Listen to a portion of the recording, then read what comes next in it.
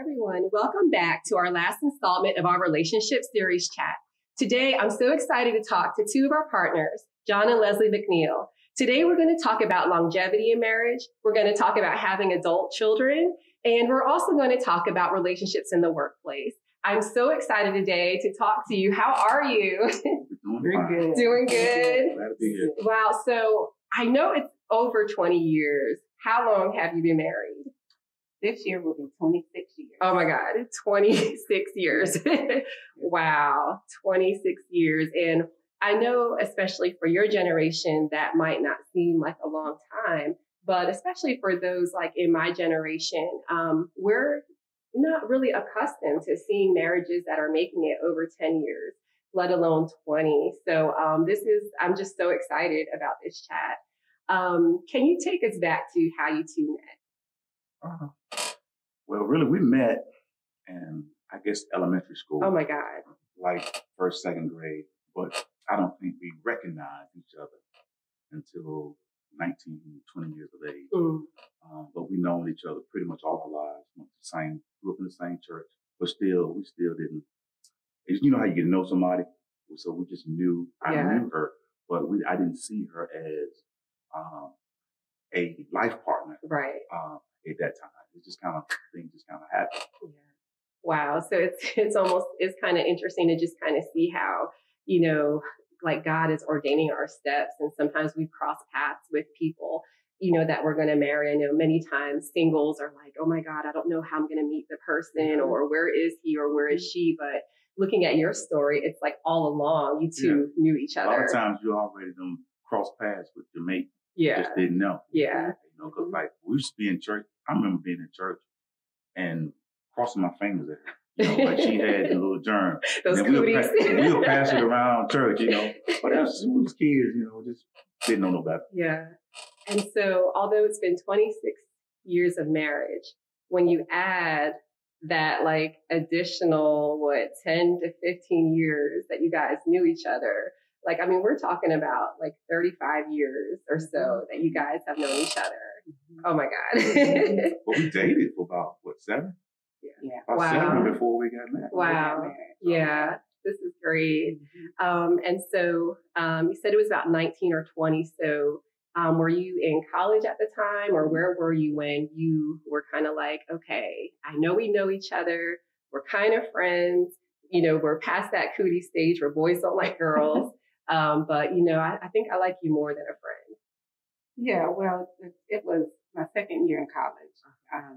I came home and he was in the cows or something, right? Horses? I was coming from school. Okay. And he was beside the road in your truck. And unfortunately, it was a physical thing at first. But I saw his bow legs, which I always knew he had bow legs. I was like, he really got some pretty bow legs. And so from that, he didn't know I liked him. But I would ask my cousin to take me over to his house. And so from that, it just happened from there. Yeah. No, she did try to play a little hard to get to. It's like, we're going to do this thing, but all of a sudden, she running from me. Oh, I got like, you. Okay. So you weren't taking his phone calls right away. You act like you didn't know. Yeah. Like I had something now. So I was like, okay, we're gonna play that game. So I kind of like put everything in reverse and went the other way. And then that's when I saw that he wasn't gonna pay me any attention. Then I was like, okay, yeah, I think I okay. Like that. And the good thing about it, we were friends first. And looking back, I'm thankful to God that we were friends first and that I did know him, because that makes a difference in a marriage. Absolutely. But to think that we would be married, no. Both of us would have never thought that we would be married. So that's why we know that purpose is behind marriage, because what God puts together is not just a marriage of we feeling, it's a marriage of ministry. Absolutely. And that's what we've learned, as we became Christians into the marriage. Yeah. That it's a ministry, so therefore whatever gifts and talents he has and whatever gifts and talents I have, we should use those gifts and talents together and to help support each other. Me being his wife, I'm his helpmate, so therefore I'm to help meet the needs that he has for the call that God has on his life. I help you too. Yes, you do. And that's the beauty of it. I thank God for that. And he does support me too. But by me being his wife, I feel that because God made me as his helpmate, I'm going to help him. That's my priority, is to make sure that what God has taught him to do, that I help him. Yeah. And it's just so beautiful to hear this and to even just like see and hear how you two complement each other. And so I know that you two have children. How old are they? They'll be 21 and 23. Wow. This year they'll be 21. This year. Most of the stuff that I read about children, I have, children that are young, is geared to having young children. I don't see a whole lot about, essentially raising adult children. So can you tell us what are the rewards and even the challenges of having children in that young adult age range? Well, the thing about it is, at this age, when they're young, you have to be consistent and putting the value that you have in your children.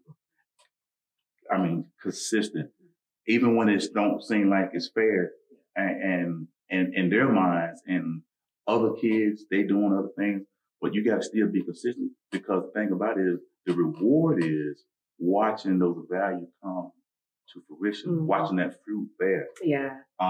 When they get in their teenage years, then they start making a decision based on the values that you instilled on. That's good. Now, the part B to that question is peer pressure. Fighting the peer pressure from kids who come from less structured environments. So it seems that those kids, free willing, they get to do, go, come when they want to. But I try to tell our kids that, well, there's consequences behind it. That's good. So you have to be careful. You have to still stay the course, which, in their mind, well, Zana's kids, they get with that. Yeah. We're not Zana's kids. So we just got to stay where we go in our lane. Yeah. They're doing their thing.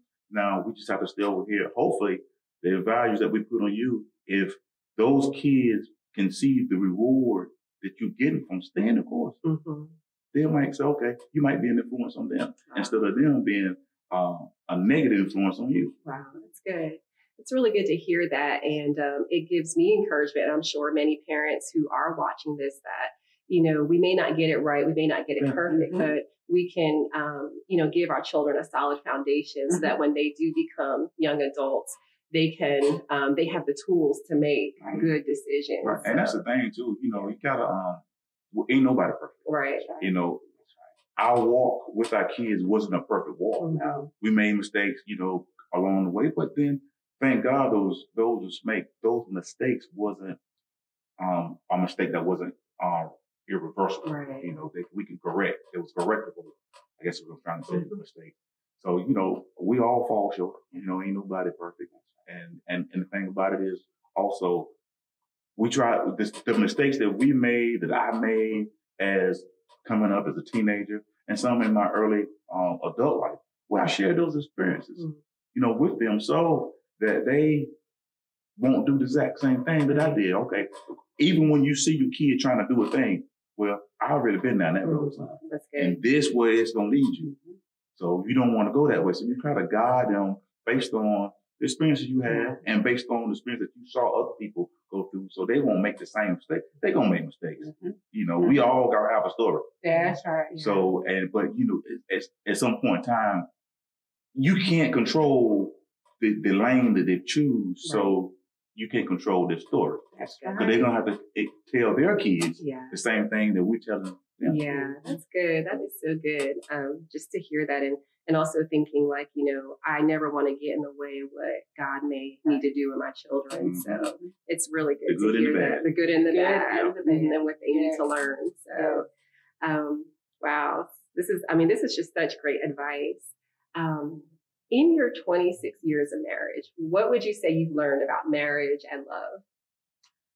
As far as marriage, it takes two. And like you said, nobody's perfect. So you're going to have those struggles. But the thing about it is you have to have communication so that when you have the struggles, that you're able to communicate whatever it is that needs to be done in order to get through it. So a lot of people think that marriage is the ooey feelings of this and this and that, but no, because there's going to come a time where you may not have those feelings. And to speak on love, love is not a feeling anyway. It's a commitment, and it's a committed decision that you make to someone. Right. So if you look at love from that perspective, you'll be able to communicate those things that you struggle in, and you'll have a healthier marriage. One thing that we use, one tool we use in our marriage is the book by Dr. Gary Chapman, the 5 Love Languages. Oh, yes. And those 5 love languages are physical touch, acts of service, words of affirmation, giving gifts, and quality time. Mm-hmm. So what we do in our marriage is we try to figure out, okay, what are his love languages? What are mine? His dominant one is words of affirmation, mm-hmm. and mine is quality time. So we try to give that to one another. Right. And what we see in some couples that they struggle with is that they end up giving, they don't give the spouse their love language, they give the spouse their love language, and then it doesn't work. So if you base marriage on just a feeling of love, it will struggle because those love languages aren't based on feelings. Yeah. Those love languages are based on an action of a commitment to the spouse. Wow, that's good. Oh my goodness. I know I keep saying that that's good, but I mean, this is great. Just such great wisdom from you two.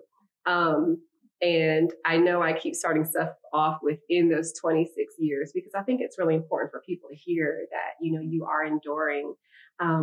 So in those 26 years so far, what have you learned about each other? Learned a lot. I mean, you know, people change, mm-hmm. but you grow, and you evolve. And I think the thing about being in a relationship is one, just have patience, and be just have a compassionate and also be a compassionate heart and be willing to compromise, mm-hmm. because a lot of times when you get in yourself, you want and you want to dictate every little thing. You know, some things is worth an argument, but a lot of things ain't. Right. So I see some people when they say, man, you know, me and my wife, this, that, and the other, we had this over the pettiest little thing. I was like, are you serious? Somebody left dirty dishes in the sink or clothes on the floor. Yeah. But, you know, that's what I think, you know, sometimes, you know, you just have to compromise. Like my wife, she might want to do stuff that I know I don't want to do. But if it's not going to hurt me. Yeah. That's good. Let's go. Let's go. I do it. Mm-hmm. You know, sometimes I'll say no. Mm-hmm. But most of the time, if I ain't doing nothing else, I don't want to go. But, okay. If that's going to make you happy, you know, this is the conversation that I have within myself. Yeah. You know, not open. Yeah. Okay, we'll do it.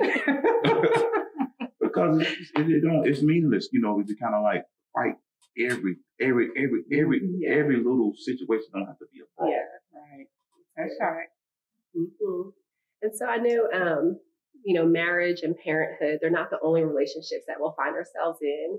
And, you know, not everyone's going to be married or have kids. There's still like just hundreds, well, I shouldn't say hundreds, but many other relationships that we find ourselves in. And one place where we have to deal with relationships is the workplace. Mm-hmm. And I know that you have experience in dealing with workplace relationships and workplace coaching. And so I just want to spend some time talking about those workplace relationships. Let me start off by asking, how do we keep the centrality of Christ in our workplace relationships and experience? You know, how should we be as Christians on the workplace? Mm-hmm. What I find is that a lot of people don't look at the principles of how to deal with different situations that happen in the workplace. So what I have encountered is since there are a lot of religion in the workplace, we can't go at the approach of quote scriptures and all that because God didn't say that. He said you would know his children by the fruit they bear. So because of that, we're technically the only Bible that some people read. So when we're in the workplace, people are, if you say you're a Christian, people are watching you. So everything that you do, everything that you say, even where you go, they're watching. So I consciously try to make a point to make sure that I'm trying to respond the way that that Jesus would. and I'm trying to, not make my name be spoken evil of, and I'm trying to treat them the way that I want to be treated. So there's a way to represent him in the workplace, but it takes intentional effort. But you cannot go at them with a religious, any type of tactic, because that won't work. Yeah, and I know in some workplaces it's prevented. You're not even allowed to That's right. Discuss religion. Right. But I think it's beautiful how you're saying it's like, we can definitely act like Christ. And who knows, that might draw somebody to us. Yes. We might be sitting with somebody on a lunch break, sharing what we did this weekend, and they, we can talk about, well, I went to this church, or, actually, I spent time praying. And so there's ways to find, gateways to sharing Christ without having to, essentially break any company rules or corporate laws or however you want to explain it. I know that also on the workplace, we have to deal with conflict. And unfortunately, conflict, it doesn't just affect us personally, but it affects the company. I was reading something that said interpersonal conflict lowers workplace productivity. So if we're not getting along with our peers, we're not necessarily meeting business goals. Profits may be down and all that kind of stuff. But how can we professionally settle differences with our supervisors or even our bosses when we have issues with them? I mean, I've had confrontational supervisors based on. Sometimes it's not their fault. Sometimes it's the person above them. It's like a trickle down thing. But sometimes, when you're trying to do a task and IE says, or if the engineer says it's supposed to be done this way, and then numbers people, sometimes the people in the trenches know that those things don't work. But what I found, without confrontation, even though I'm being in a hostile conversation with my manager, well, instead of fighting back, whatever I have to say, I form it in a question. How, and let them tell me whatever I'm thinking, I form it in a question and let them tell me how the way I'm thinking is wrong. So now that way you hear what I'm saying.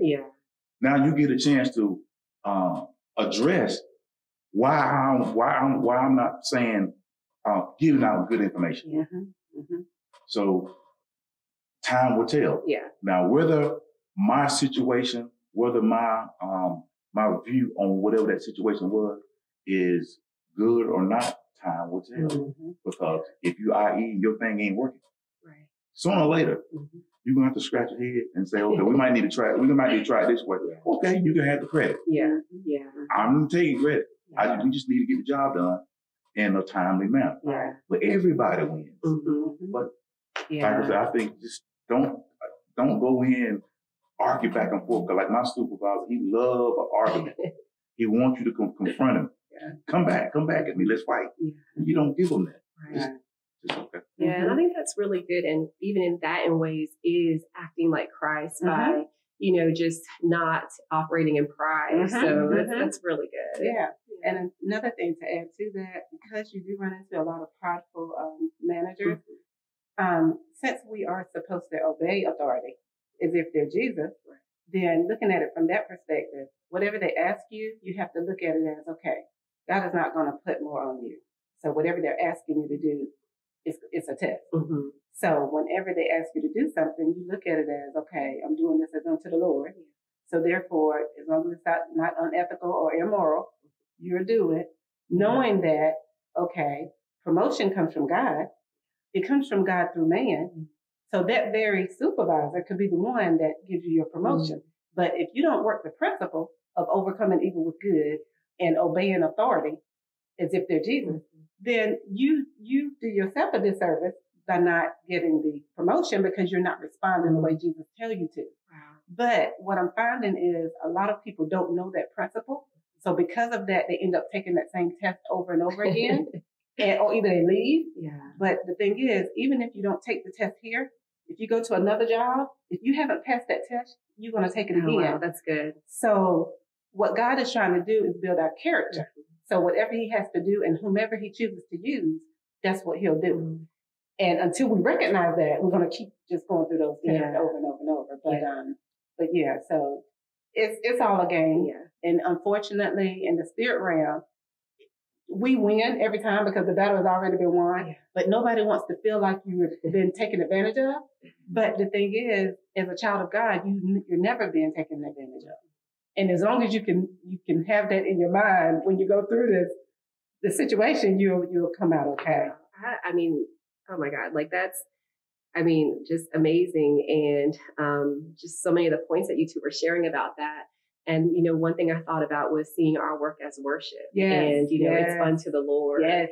And it is so true that it's a test. Yes. And we can run away from certain places of employment, but we're always going to hit that same test. Yes. There's always going to be supervisors that, you know, we may not see eye to eye with. We're always going to have to deal with our pride. Right. So, wow, that's good. A lot of that stuff is you, it's not them. Yeah. It's you. Right. Yeah. Right. And also, you know, God does tell us too that even if we're in authority, we have to serve. So the best leaders serve. Yeah. But if that's not a conviction of our supervisor, they don't know that. So like he said earlier, we have to show them what it is as to how we want them to treat us. And I'm really glad that you brought up that point because, you know, I don't want to assume that everyone who's watching this is an employee. There are many people who will be watching this who are CEOs or who are supervisors or, you know, high up in management. So, I mean, that was just such a great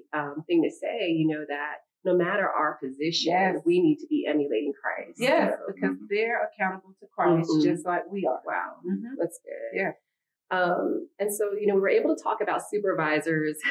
The other part about the workplace that can be hard is teams, you know, having to work on teams. And sometimes our teammates or our coworkers can be difficult to work with. So what are some strategies for dealing with difficult coworkers?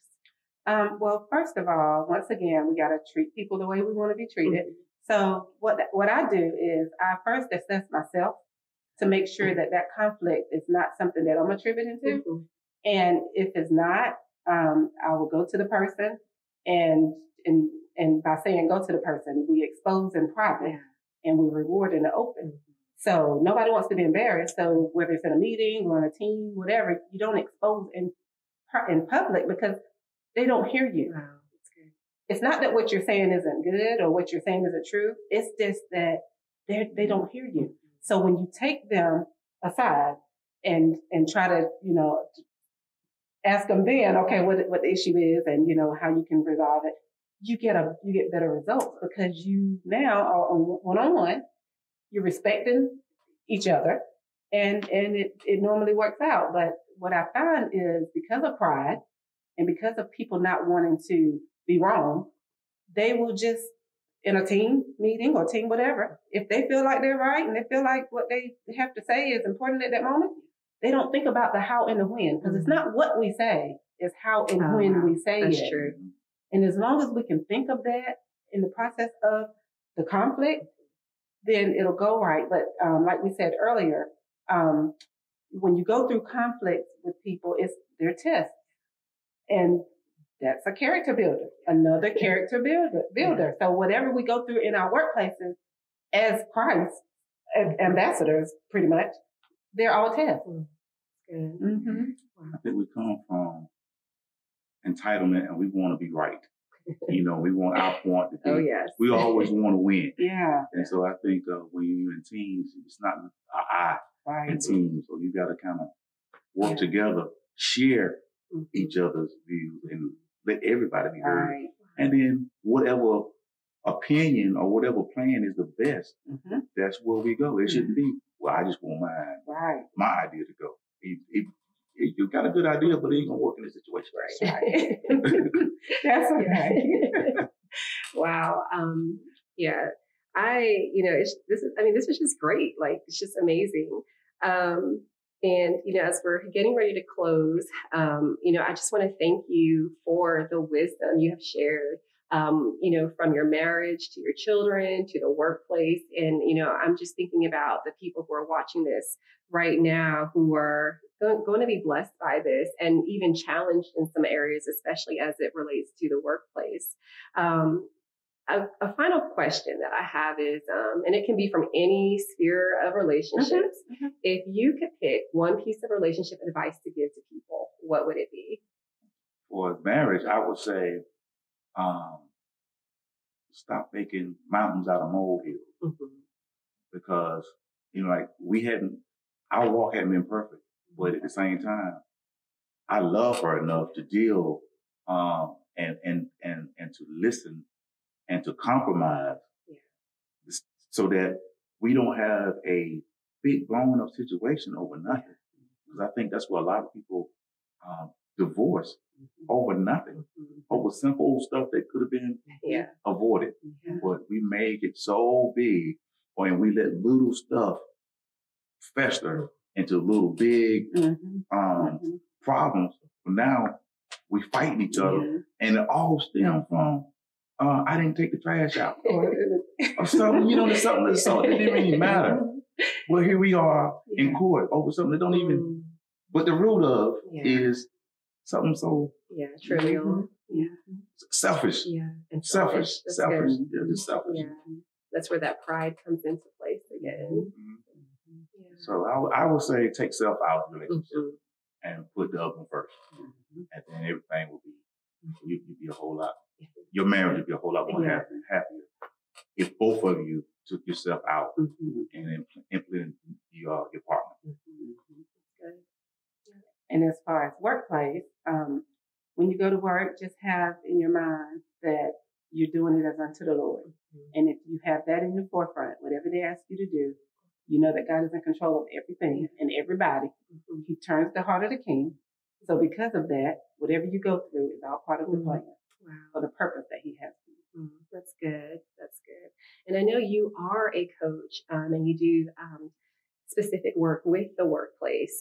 Where can people go who need more help for workplace, whether it be coaching or some of the issues that they might be having with their supervisors or their peers? My website is LeslieMcNeilCoaching.com. Wow. Thank you. Well, I just want to thank you two for today. And once again, I just keep thinking about all the people who are going to be blessed by this chat. So, and I hope one day we can do it again. All right.